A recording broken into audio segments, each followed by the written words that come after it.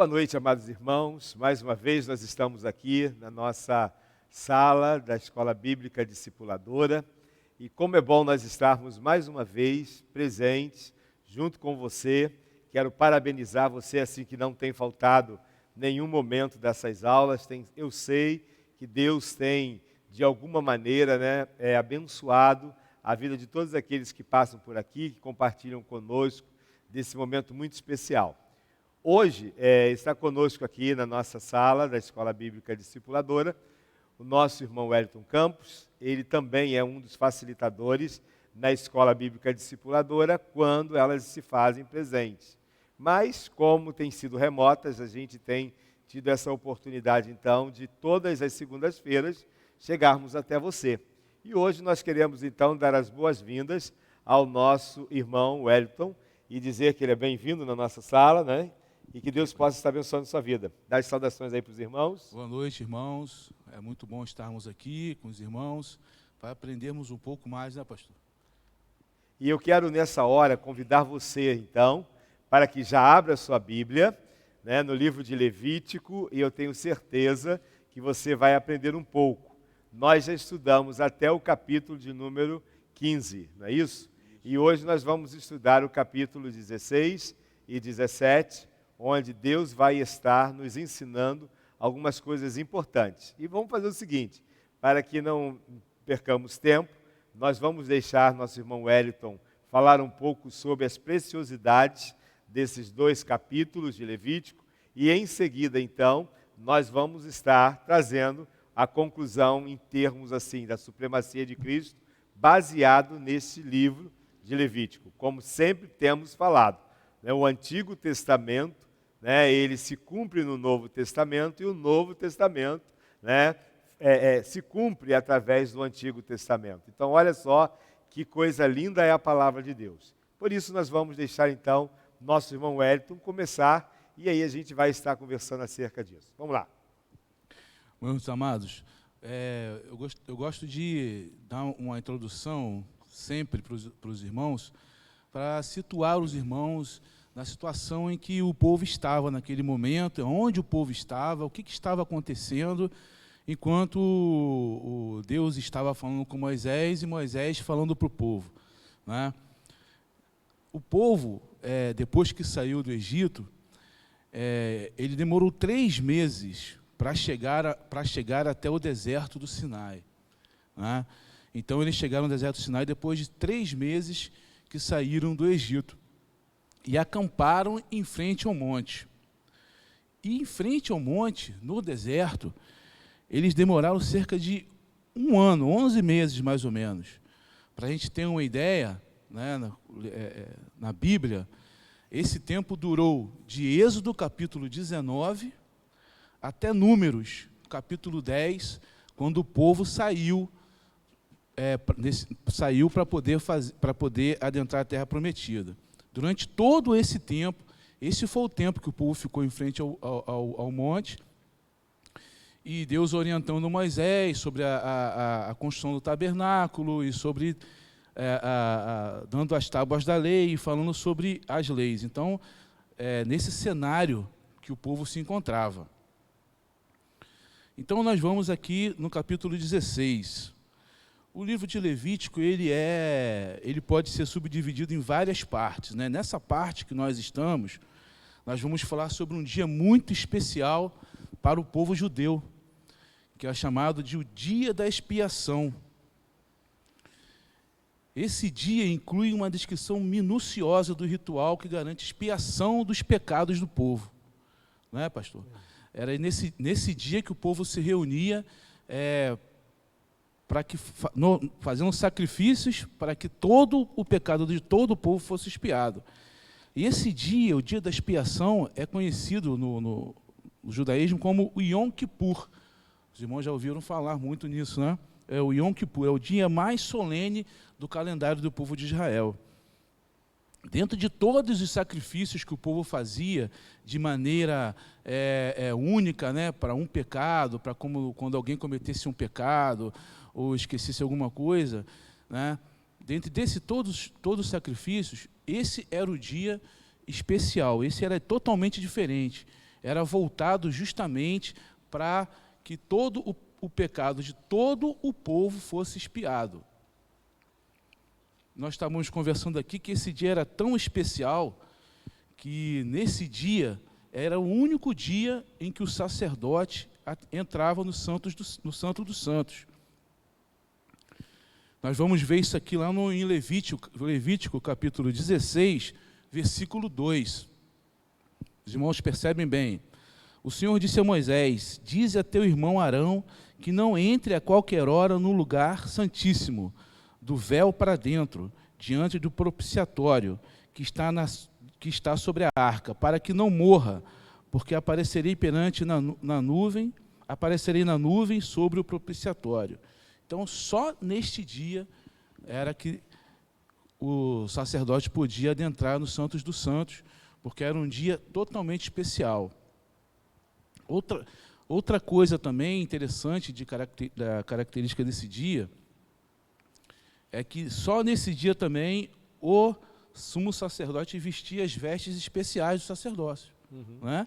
Tinha as vestes que nos sacrifícios comuns ele vestia, e tinha uma veste totalmente especial que era justamente para ser usada nesse dia que ele adentrava o Santo dos Santos. Mas também ele não podia se vestir assim também não, ele precisava se banhar primeiro. Lá no capítulo... De uma purificação, né? Na purificação do sacerdote.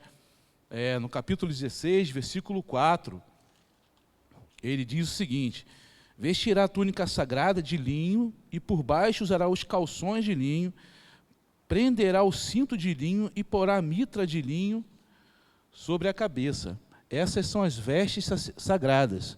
Por isso, banhará seu corpo com água para vesti-las. Né? Já era um sinal de que Deus precisava que o povo se purificasse. Inclusive o sacerdote também estivesse limpo para poder vestir as vestes sacerdotais. Outra coisa muito interessante que eu vi também aqui, que no versículo 6 do capítulo 16, né, antes do sacerdote oferecer sacrifício para o povo, ele oferecia o sacrifício por ele e para sua casa, no versículo 6. Né? Para o sacerdote poder oferecer um sacrifício de expiação para todo o povo, ele precisava primeiro ser purificado, ele e sua casa, lá no versículo 6. Arão oferecerá o novilho da oferta pelo pecado em favor de si mesmo, fazendo expiação por si próprio e por sua casa. Não é? Mais uma coisa interessante também, no versículos 14 e 15, nós vamos ver na frente também sobre o sangue. Então, Arão, ele sacrificava aquele novilho por conta dele, da sua casa, e pegará um pouco do sangue do novilho e o aspergirá com o dedo sobre o propiciatório, no lado oriental, e aspergirá o sangue 7 vezes com o dedo diante do propiciatório. A questão de que, a gente vai ver mais à frente também, que era através do sangue do novilho que se purificava os pecados. Né? E do propiciatório, porque o propiciatório era, na verdade, vamos dizer assim, era a tampa da Arca da Aliança. Sim. Era onde os anjos ficavam, um de frente para o outro, a tampa de ouro ali. E que, de certa forma, esse propiciatório, que era a tampa, né, que cobria essa arca, é importante sempre que alguns irmãos tenham essa curiosidade. A arca estava ali porque ela representava a presença de Deus através dos elementos que nela continham. Né? Então, tinha o maná, um pouco do maná, tinha a vara de Arão, não é isso? E as tábuas da lei, para mostrar exatamente ali, ó, Deus está presente nesse lugar. Isso. Mas, anualmente, era que Deus se revelava no meio do sacrifício ali, né? Porque, até aproveitando, que depois a gente não precisa falar sobre isso, mas, Wellington, é necessário que a gente fale para os irmãos que Deus fala assim, eu aparecerei ali. Né? Mas eles viam, era a glória de Deus naquele lugar, porque Deus realmente não foi visto por homem algum. Né? E Adão, ele sentia, e assim como o povo também, que Deus estava naquele lugar pelas manifestações que aconteciam da glória de Deus. Sim. E também aqui no capítulo fala também que Deus aparecia também como uma fumaça em cima do propiciatório, né? Isso. Então, quando a fumaça aparecia em cima do propiciatório, era porque ali aquela oferta foi aceita por Deus. Isso aí. Então, prosseguindo aqui, irmãos, outra coisa também interessante, no capítulo 16, versículo 16, nós vemos aqui o porquê, né, como nós falamos, desse dia especial. Capítulo 16, versículo 16. E fará expiação pelo lugar santíssimo, por causa das impurezas e das transgressões dos israelitas, sim, de todos os seus pecados. Assim também fará pela tenda da revelação, que permanece com eles no meio das suas impurezas. Então, esse dia era o dia, voltando atrás um pouquinho, quando os irmãos falaram aqui, desde Êxodo até aqui, Deus vem falando sobre pequenas coisas, pequenos sacrifícios que o povo ia oferecendo diante de Deus, por conta de uma culpa, por conta de um pecado. Esse dia não, esse dia era especial, né? Era quando todo o povo ia lá na frente ia adorar diante de Deus, e esse sacrifício era com relação a todo o povo, né? Ele, inclusive, uma das coisas interessantes que expiação, né, o significado da palavra expiação é limpar, né? Uhum. É uma palavra do termo chamado capar, que significa limpar. Então, era nesse dia em que todo o pecado de todo o povo, né, de cada homem, de todo o povo, era limpo, era expiado, né? Não só individualmente, mas de todo o povo de Israel. Então, continuando aqui, né, para a gente ver isso também, isso fica bem explícito nesse capítulo, nos versículos 20 e 22, falam sobre isso, 20 a 22. 21 aqui. E pondo as mãos sobre a cabeça do bode, confessará sobre ele todas as culpas, transgressões e pecados dos israelitas. Ele os porá sobre a cabeça do bode e o enviará ao deserto, pela mão de um homem designado para isso. Assim o bode levará sobre si todos os pecados deles para uma região solitária, e esse homem soltará o bode no deserto. É interessante, né? Como que é representado o pecado, né? Uhum. Do povo, assim, o sacerdote botava a mão em cima da cabeça do bode, e todo o pecado de todo o povo de Israel, naquele momento, simbolicamente ia para o bode, depois ele soltava o bode para o deserto, e lá o bode morria com todo o pecado do povo.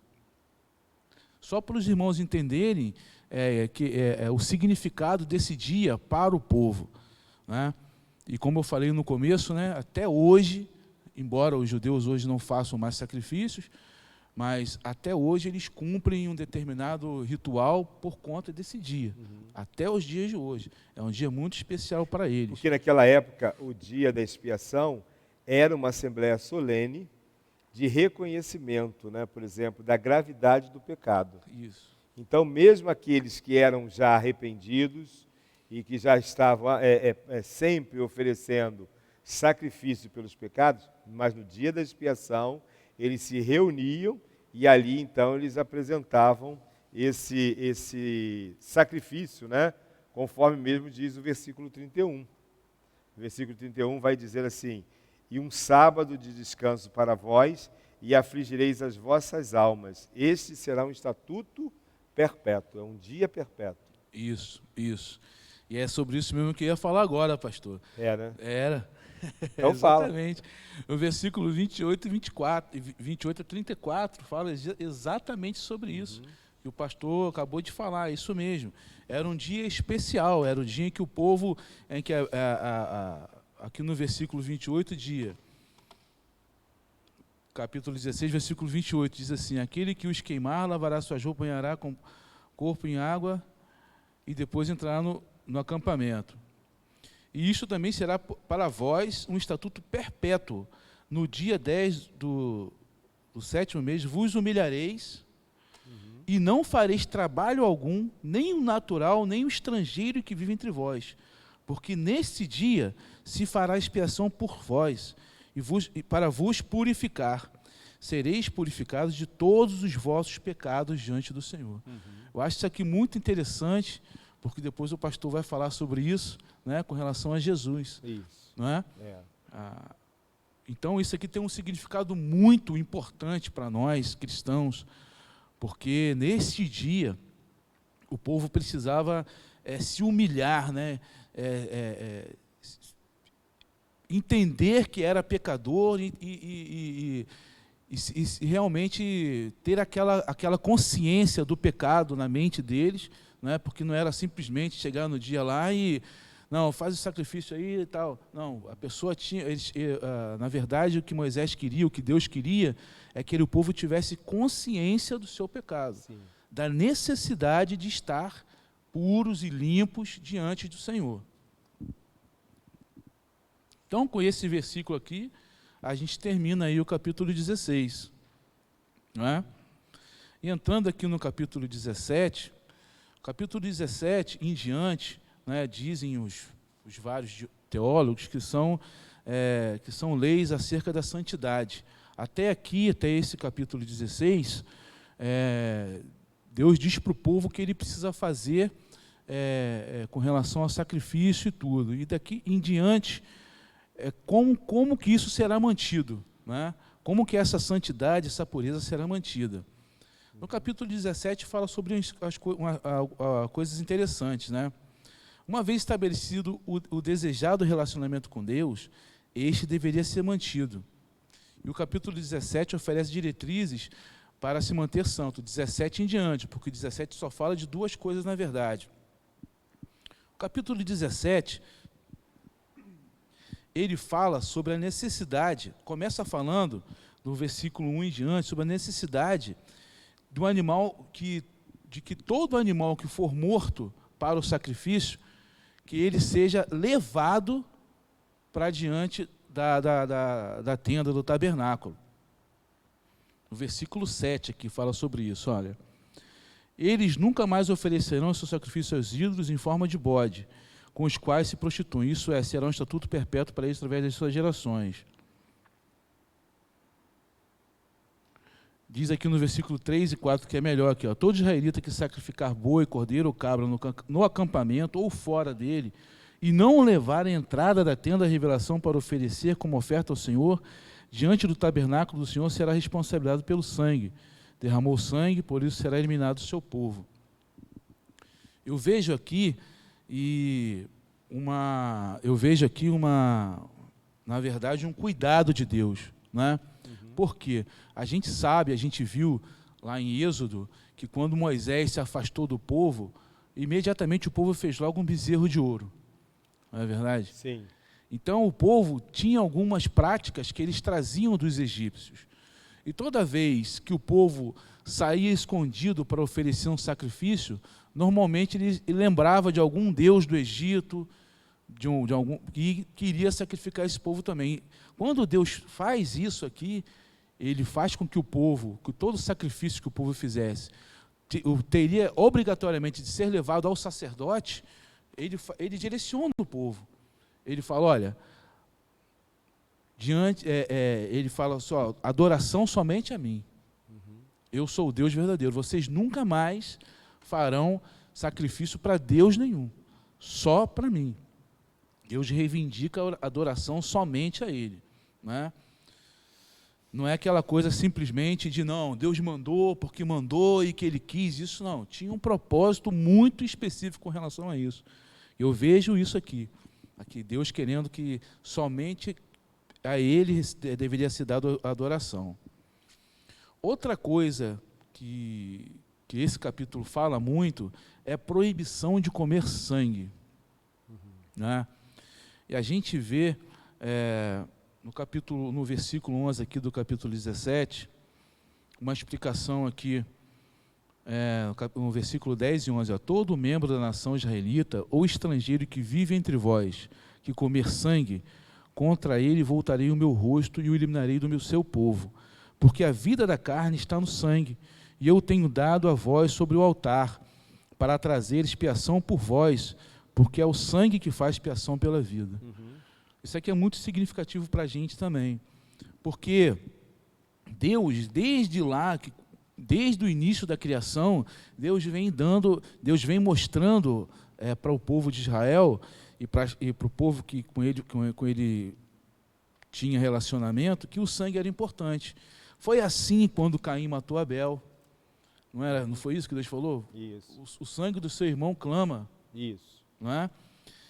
Quando também, depois do dilúvio, que Deus falou com Noé, com relação aos animais que deveriam ser mortos, como é que deveria ser comido, também falou sobre isso. Está em Gênesis capítulo 9, versículo 4.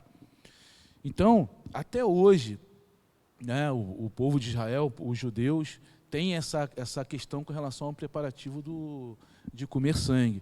E essa era uma ordenança que Deus deu ao povo, para o povo seguir, né, para o povo ser separado, para o povo ser santo. Ele não deveria comer sangue, porque no sangue continha vida. E era através do sangue que se fazia a remissão dos pecados. Né? Então, o sangue, na verdade, ele representava a vida. Né? Então, ele entendia assim, que a alma da pessoa, né, do próprio animal, estava naquele sangue. Então, quando ele proíbe a questão de comer o sangue, é porque ele entendia o seguinte: o sangue derramado, ele purificava a vida do homem, e o homem deveria não participar desse momento comendo o sangue, porque o sangue tinha aquela simbologia, a própria vida das pessoas. Então, por isso que Deus sempre usava essa forma, onde você está sacrificando o sangue do teu irmão. Essa palavra sempre aparece dessa forma. Então, pastor, nesse capítulo 17, está falando basicamente dessas duas coisas aqui somente, né? A questão da adoração somente a Deus e da questão de comer sangue. Eu só queria abrir um parênteses aqui, pastor, se o pastor me permite. Pode ficar à vontade. É porque durante essa semana e o tempo atrás que eu estava lendo sobre isso, né? Isso levanta uma dúvida também, né? Será que, poxa, mas se isso é um mandamento divino, será que nós também não devemos comer sangue? Né, pastor? Aquela galinha ao molho pardo, né? Então, o próprio churrasco mal passado, churrasco, né? mal passado, né, pastor? Pô, será que vamos Quanta ter que... gente aí em pecado estaria, Todo né? mundo em pecado, né? Então, eu trouxe algumas referências no Novo Testamento. Isso é bem fácil de explicar através do Novo Testamento. Lá em Atos capítulo 15, houve um desentendimento na igreja primitiva, né? E justamente sobre isso, porque muitas pessoas estavam se convertendo e, na verdade, os primeiros convertidos eram praticamente judeus, né? E eles mantinham esses costumes, né? E os que estavam se convertendo não eram judeus. Então, lá em Atos fala sobre isso, né? E Pedro, nesse capítulo 15 de Atos, né, eu não vou ler aqui, né, para os irmãos leiam em casa, irmãos vão entender que Pedro teve uma experiência muito forte com Cornélio, né, que Deus desceu um lençol com toda a sorte de animais impuros e mandou Pedro comer, e ele, como todo judeu, falou que não ia comer, e Deus falou para Pedro: não torne impuro aquilo que eu purifiquei. Então Pedro, naquele momento, foi a favor desses gentios, e eles tiveram outro entendimento naquele momento. Já começou ali um novo entendimento sobre essas questões, né? Paulo também fala muito sobre isso em 1 Coríntios capítulo 8, capítulo 10, em Gálatas 3, né? Paulo fala sobre fé, o cumprimento da lei, né? Estou dando só referência, irmãos, porque não tem como a gente conversar muito sobre isso, discutir, que o tempo não dá. Mas eu vou ler só um versículo aqui de Gálatas 3, capítulo 24 e 25, que diz assim: de maneira que a lei nos serviu de aio para nos conduzir a Cristo, a fim de que pela fé fôssemos justificados. Mas depois que a fé veio, já não estamos debaixo de aio. Aio aqui era uma pessoa que na época de Cristo, né, os romanos, eles tinham um tutor. é uma pessoa que ficava tomando conta das crianças, que educava as crianças até as crianças terem educação e pudessem prosseguir sozinho. Então, Paulo fala que a lei era esse nosso tutor, né? Então, depois que Cristo veio, né, a fim de que pela fé fôssemos justificados. Mas depois que a fé veio, já não estamos debaixo da lei. Né? O pastor pode... Então, e aí a gente consegue entender o seguinte: quando no Novo Testamento nós começamos a viver esse novo tempo, né, esse novo momento, em que Paulo, em muitos momentos, vai trazer aos irmãos a respeito das questões, assim, daquilo que foi uma prática judaica e que, de alguma maneira, foi abolida através de Cristo. Por quê? Com Cristo, né, esse povo que tinha todas essas ordenanças dadas por Deus, por uma questão de ser um povo que estava saindo do Egito, quando chega no Novo Testamento, esse evangelho que era o alcance de todos os homens, para todo aquele que crê, passa a ser para os gentios, né? Passa a ser para os diversos grupos, inclusive ali alguns pagãos, eles se convertem ao Senhor, e aí naquele momento, conforme o Elton disse, os judeus começam a querer implantar as suas próprias práticas, os seus próprios costumes, dentro da questão daqueles que eram gentios. E Paulo então vai dizer o seguinte: olha, Deus começa a trabalhar agora um novo tempo, Deus começa a trabalhar agora um novo momento na vida, né? E o que importa agora é que vocês sejam circuncidados no coração e não na carne, e é importante porque até na semana passada, quando nós estudamos aqui sobre a questão da circuncisão e toda aquela lei que envolve o capítulo que nós vimos na semana passada, a respeito das leis da purificação, das leis, né, da própria higiene pessoal, que nós vimos na semana passada, que Deus vai estabelecendo como deveria ser, o cuidado com a roupa de cama, o cuidado com a roupa que se usava, o banho na vida dos homens. E aí então foi falado acerca da circuncisão. E houve uma pergunta de alguém que quis saber exatamente o que é ou o que era a circuncisão. A circuncisão, ela acontecia na vida dos meninos, quando nasciam no 8º dia, eles eram circuncidados. E o que era a circuncisão? Bem, para você, hoje, você sabe muito bem o que é uma cirurgia de fimose, né? Então, naquele tempo, acontecia exatamente isso. Eles pegavam, né, o membro do menino, e aí, então, eles circuncidavam, ou seja, eles faziam ali uma cisão, né, do prepúcio do menino, ali, e fazia isso com uma pedra, né, uma pedra afiada. Era essa forma que eles tinham. Então o menino era circuncidado. Uma vez circuncidado, era como se dissesse assim: agora sim, está separado para Deus. Era uma lei de Deus.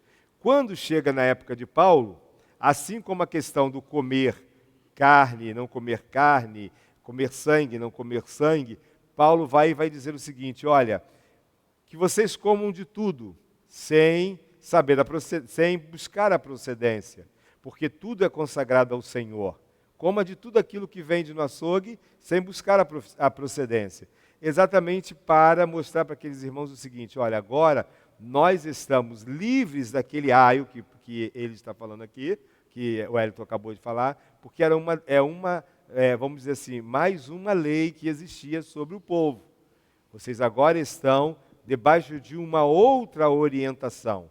E essa orientação era uma orientação que Deus tinha estabelecido para esse novo momento, para esse novo tempo na vida deles. Para Deus não importa a circuncisão da carne, mas sim a circuncisão do coração, né? Vocês não precisam mais estarem debaixo daquela lei.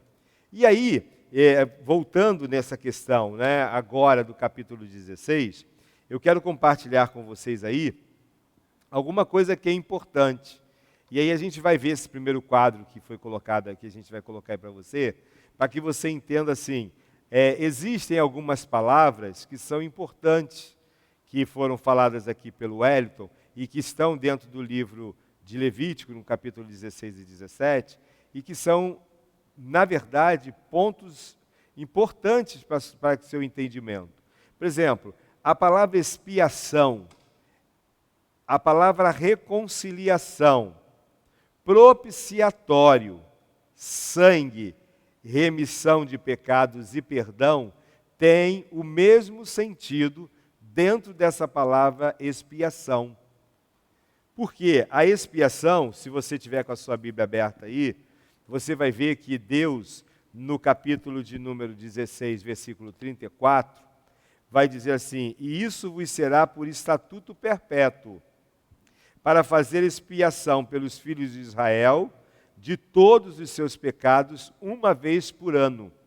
Então, o Wellington falou muito bem aí, essa questão aí para nós. Aí, o dia da expiação acontecia uma vez por ano, o povo se reunia numa assembleia solene, porque a expiação nada mais era do que a oportunidade de saberem que havia um derramamento de sangue, uma purificação de pecados, uma reconciliação do homem com Deus, uma vez tendo os seus pecados perdoados, né? E então havia esse dia tão solene. Mas o que é importante para nós? Eu coloquei aí essa questão do sumo sacerdote. Olha só o que o Wellington leu e fez menção. O sumo sacerdote, ele teria que se purificar com água. Ele teria que lavar a sua carne com água. Ele vestiria umas vestes santas de linho que eram separadas para aquele dia. Ele teria que matar um novilho para fazer expiação por si mesmo, ou seja, ele precisava ter a sua vida, né, perdoada para conseguir chegar diante de Deus para fazer o seu papel de sumo sacerdote. Ele precisava fazer também sacrifício pela sua família. Essa era a função dele. Depois ele tomava uma vasilha no altar e então entraria no Santo dos Santos, que era um lugar separado por Deus, para que a nuvem, né, ali com incenso, cobrisse o propiciatório, que era o lugar da expiação, da propiciação e da reconciliação. Depois ele sairia dali, era toda uma questão assim, dada por Deus, era ordem por ordem, não podia de forma alguma sair disso. Sairia, tomaria o sangue do novilho, entraria pela segunda vez no lugar com o sangue e o aspergeria 7 vezes sobre o propiciatório diante dele, mataria o bode para oferta pelo pecado, depois ultrapassaria o véu pela terceira vez e faria com o sangue como tinha feito com o sangue do novilho, fazendo então uma expiação naquele lugar como um holocausto para Deus. Depois ele iria impor as mãos sobre a cabeça do bode vivo, uma vez que então já tinha os pecados lá sendo sacrificados, agora é a hora de botar as mãos sobre o bode vivo, né? E confessaria os pecados do povo. Eu fico imaginando, Hélio, como que ele conseguia fazer isso, né? Eu acho que ele, Senhor, perdoa todo mundo, né? Vai, né? E soltava o bode, para o bode então ir para o deserto. O que a gente pode aprender com relação a isso? Depois de tudo isso, ele então tiraria a veste e se lavaria novamente. O que a gente então aprende? Vamos lá. Você já imaginou, meu querido irmão, se até hoje todo esse ritual precisasse ser vivido por nós? Já pensou se nós precisássemos ainda desse sumo sacerdote, desse homem falho, que precisava, antes de qualquer coisa, fazer sacrifícios pelos próprios pecados, para depois fazer pelo povo? Por que nós não temos um sumo sacerdote? Por que hoje nós não temos esse sacerdote que nós vamos chegar até a ele para que ele nos leve até Deus? Por quê? Vamos ver isso. Olha aí no segundo quadro que a gente vai passar. Hebreus 10, versículo 3 e 4. olha que texto maravilhoso nós aprendemos. Nesses sacrifícios, porém, cada ano se faz comemoração dos pecados, porque é impossível que o sangue dos touros e dos bodes tire os pecados. O autor de Hebreus começa aí a descortinar a ideia exatamente assim. Aquilo que aconteceu no passado é importante que se viva no presente, porque é impossível que aqueles sacrifícios de outrora iria purificar o homem para sempre dos seus pecados. Mas aí vem o próximo, né? Que realmente vai dar a ideia de Levítico 34, quando fala sobre esse estatuto perpétuo, do dia da expiação. Hebreus capítulo 9, 11 a 14 vai dizer assim: mas vindo Cristo, o sumo sacerdote dos bens futuros, por um maior e mais perfeito tabernáculo, não feito por mãos. Por que o autor fala isso? Ele fala isso porque o tabernáculo foi feito por mãos dos homens, segundo as orientações que Deus deu a Moisés lá em Êxodo. Mas esse perfeito tabernáculo não foi feito por mãos, isto é, não desta criação, nem por sangue de bodes e bezerros.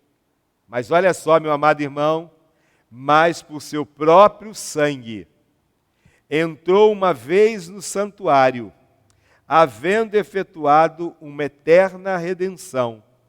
Porque se o sangue dos bodes e touros e a cinza de uma novilha, esparzida sobre os imundos, os santificam, quanto à purificação da carne, quanto mais o sangue de Cristo, que pelo Espírito eterno se ofereceu a si mesmo imaculado a Deus, purificará a vossa consciência das obras mortas para servirdes ao Deus vivo. É uma resposta. É uma resposta que o autor de Hebreus vai dar a essa questão de Levítico 16, 34. Aquele sacrifício era temporário. Aquele sacrifício tinha ponto de validade. Aconteceria até a redenção eterna, até o momento do sacrifício eterno, do sacrifício eficaz de Cristo. Depois, a gente ainda dentro de Levítico 16, 34, né, e comparando Hebreus 9, 24 a 26, quando se fala desse dia da expiação, em Hebreus 9, 24 e 26, você pode estar vendo aí, agora, mais uma vez, porque Cristo não entrou num santuário feito por mãos, figura do verdadeiro, porém no mesmo céu, mas agora para comparecer por nós perante a face de Deus, nem também para si mesmo se oferecer muitas vezes. O sacerdote fazia isso, né? Arão tinha que fazer isso, mas ele era humano e pecador. Mas Cristo se apresenta como sumo sacerdote, né? Um sumo sacerdote, de maneira tal, de outra maneira, necessário lhe fora padecer muitas vezes desde a fundação do mundo. Mas agora, na consumação dos séculos, uma vez se manifestou para aniquilar o pecado pelo sacrifício de si mesmo. Cristo não se apresenta anualmente mais, mas se apresentou de uma vez para sempre, para trazer sobre todos os homens, neste tempo, a purificação dos seus pecados. Mas ainda tenho mais. Hebreus 9, 24 e 26 falamos. Mas olha agora, Hebreus 7, 26 e 27, diz assim, o próximo aí, porque nos convinha tal sumo sacerdote, santo, inocente, imaculado, separado dos pecadores. Preste atenção nisso. Olha de quem Hebreus 7, 26 e 27 estava falando. Marque isso aí na sua Bíblia. Porque nos convinha tal sumo sacerdote, santo, o que os outros não foram, não conseguiram ser, porque tinham seus próprios pecados. Inocente, todos os outros não conseguiram, porque eram pecadores. Imaculado, jamais, porque eles tinham que oferecer sacrifício pelos próprios pecados e da família. Separado dos pecadores, Cristo foi tentado em tudo, mas não pecou. E feito mais sublime do que os céus, que não necessitasse, como os sumos sacerdotes, de oferecer cada dia sacrifícios, primeiramente por seus próprios pecados e depois pelos do povo, porque isso ele fez uma vez, guarda aí, oferecendo-se a si mesmo. Esse é o lugar de Cristo na nossa história, esse é o lugar de Cristo no Novo Testamento, esse é o lugar de Cristo apontando o cumprimento do Antigo Testamento. Conforme eu disse, e o Wellington falou, anualmente aquele homem tinha que vestir uma veste sacerdotal, tinha que purificar a si mesmo, tinha que tomar um banho, tinha que vestir a roupa, tinha que entrar no Santo dos Santos, oferecendo sacrifício. De uma vez para sempre, nessa eterna redenção, Cristo entra nos céus como nosso mediador, como aquele que se deu por nós. Olha, versículo de número, capítulo 9, versículo 11, 12 e 24 agora. Mas vindo Cristo, o sumo sacerdote dos bens futuros, por um maior e mais perfeito tabernáculo, não feito por mãos, isto é, não dessa criação, nem por sangue de bodes e bezerros, mas pelo seu próprio sangue, entrou uma vez no santuário, havendo efetuado uma eterna redenção, e aí eu coloquei agora em negrito, para que você saiba, porque Cristo não entrou num santuário feito por mãos, figura do verdadeiro, porém no mesmo céu, para agora comparecer por nós perante a face de Deus.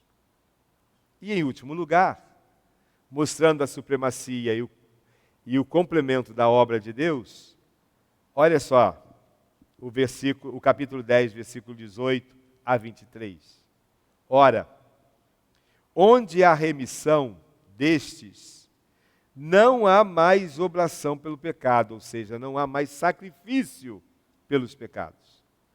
Tendo, pois, irmãos, ousadia para entrar no santuário pelo sangue de Jesus, pelo novo e vivo caminho que ele nos consagrou, pelo véu, isso é, pela sua carne, e tendo um grande sacerdote sobre a casa de Deus, cheguemo-nos com verdadeiro coração, em inteira certeza de fé, tendo o coração purificado da má consciência e o corpo lavado com água limpa, retenhamos firmes a confissão da nossa esperança, porque fiel é o que prometeu. Olha, Wellington, que coisa interessante. Os sacerdotes, eles tinham que entrar, tinham que antes se lavar, se purificar, vestir as vestes sacerdotais e estar então oferecendo sacrifício. Hoje, qual é a orientação de Deus para a igreja? Qual é a orientação de Deus para aqueles que experimentam o perdão dos seus pecados por meio de Jesus? Diz o texto: tendo, pois, irmãos, ousadias para entrar no santuário pelo sangue de Jesus, coisa que antes não era possível, não é? Pelo novo e vivo caminho que nos consagrou pelo véu. Mas qual é o véu? A sua própria carne. Olha que coisa interessante, diz o autor aí. O seu próprio corpo, a sua própria carne. Então, aquele véu de separação que o sumo sacerdote só entrava uma vez por ano, por ser aquele dia, e ele entrava com toda a reverência. Hoje a orientação é o seguinte: cheguemo-nos, pois, uma vez que temos um grande sacerdote, cheguemo-nos com um verdadeiro coração, com inteira certeza de fé, agora sim, não mais o corpo em si, mas um coração purificado. Né? Então não é de qualquer jeito também. Não é porque Cristo fez o sacrifício que a gente vai viver de qualquer maneira. Mas com o coração purificado, da má consciência, e aqui vai dizer assim, e com o corpo lavado com água limpa, para nos mostrar assim, é necessário ainda a purificação da vida. Retenhamos firmes a confissão da nossa esperança, porque fiel é o que nos prometeu. Esse é o Deus que nós servimos. E graças a Deus por isso. Wellington, faça suas considerações finais, que já estamos chegando ao final da nossa aula. Pastor, eu fico tremendamente assim, abismado com o livro de Hebreus, né? O livro de Hebreus é uma defesa espetacular de Paulo a Cristo, diante dos judeus. Na verdade, Paulo que estava demonstrando para... Peraí, só um minutinho. Você está falando que Paulo é autor de Hebreus, não é? Não? Oi? Paulo não é o autor de Hebreus. Sim. Então, o autor, o Hebreus, até porque os irmãos vão falar assim, ué, mas ele está falando Paulo, então vamos consertar isso aí. Hebreus, ele foi escrito, né, por um autor que não há certeza de quem seja. Aí só entrando num parênteses, até alguns podem pensar que seja Paulo por algumas palavras que são faladas, mas o autor de Hebreus, ele não é definido. Não é definido. Então, o autor de Hebreus, ele faz uma defesa espetacular de Cristo, desde o primeiro capítulo até o último capítulo, né? Diante dos judeus, mostrando que Cristo é o Filho de Deus, é maior que os anjos, foi maior que Moisés, né? Foi maior que todos os profetas. Todos os profetas e tudo. E também toda essa questão também da expiação do sangue de Cristo. Isso é muito espetacular mesmo, maravilhoso. Amém. Eu quero deixar para vocês, então, nessa hora, a certeza do seguinte: você que está aí conosco e que ainda não tomou uma decisão ao lado de Jesus, não deixe de considerar que Cristo precisa ser o seu sumo sacerdote. Os homens, eles podem ser discipuladores, aqueles que nos ensinam acerca de coisas, conforme está acontecendo comigo, Wellington, aqui. Nós estamos fazendo, neste momento, uma troca de um bate-papo saudável acerca daquilo que a gente aprende na palavra de Deus. Mas quando pensamos acerca do nosso pecado, nós só temos um mediador, que é Cristo, o Senhor. Nós só temos um Deus, que é aquele que se deu por amor a nós e que morreu numa cruz por nós e que hoje nos consola através do seu Espírito, o Espírito Santo. Mas eu quero lhe dizer uma coisa: não deixe de confessar ainda esta noite que Jesus Cristo é o Senhor da sua vida, porque Ele, de uma vez para sempre, trouxe para você uma eterna salvação. Aproveita, porque hoje é o tempo, amanhã pode ser tarde demais. Que Deus lhe abençoe, uma boa noite, vamos orar. Pai, em nome de Jesus, muito obrigado por esse momento, quando estamos juntos aqui, e te pedimos, ó Deus Santo, que o Senhor possa estar trabalhando a nossa vida, nosso coração, e que nesse momento, quando estamos diante da Tua face, Senhor, nós queremos te pedir perdão pelos nossos pecados, porque através de Cristo nós fomos perdoados, amados, e hoje nós queremos, na Tua presença, colocar a cada um de nós. Obrigado pela vida do nosso irmão Wellington, que, ó Deus, cooperou neste tempo, trazendo esse estudo em Levítico, capítulo 16 e 17, e agora, Senhor Deus, com todas essas informações e com toda esta fundamentação no livro de Hebreus, nós conseguimos entender que, ó Pai, o Senhor conquistou para nós uma eterna aliança, uma eterna salvação, e temos no Senhor total perdão. Muito obrigado, em nome de Jesus. Amém, Senhor. Até a próxima aula.